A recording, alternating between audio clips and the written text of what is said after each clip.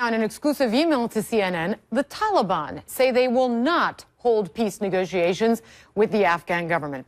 A spokesman wrote, quote, "The Karzai government is a puppet and unauthorized, and meeting with them will not be beneficial in solving the issue." So what about these talks? The office in Qatar. Senior international correspondent Nic Robertson is here with more on that.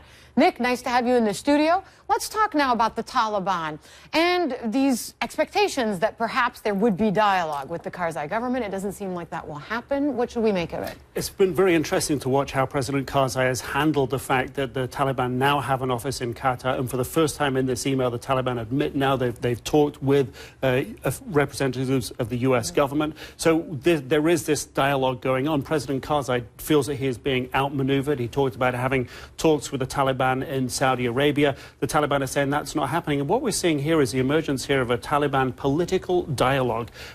We have seen them for so many years fighting on the battlefield, but this seems to be, from them, compared to what we've seen in the past, some astute political maneuvering. They're trying to outmaneuver President Karzai here. The United States has said that any talks with the Taliban will be headed by the Afghan government, by President Karzai. And the Taliban are now saying no. They see him as a political threat in the future. Okay, so what then? What happens next? If they're saying no to talks with the Karzai government because they're a bunch of puppets, we'll only talk to who? The United States directly?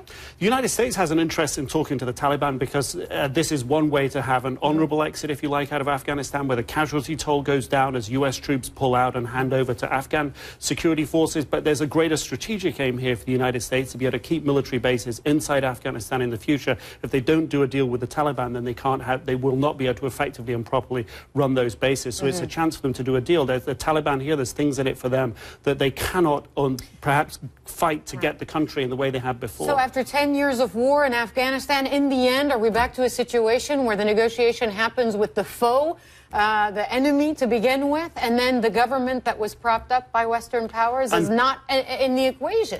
And some people would say that I don't think we're going to see that. I mean, really, the U.S. has made it very, very, very clear that Hamid Karzai, the Afghan government, has to be part of this process. So they're clearly got to do a lot of fancy diplomatic footwork behind the scenes to make this process work. But yes, the Taliban, who were ignored at the initial Bonn talks right at the beginning of the Afghan process 10 years ago, now look like they're getting in a much stronger driving seat. We're beginning to see the emergence of a Taliban political dimension. That's what's happening here.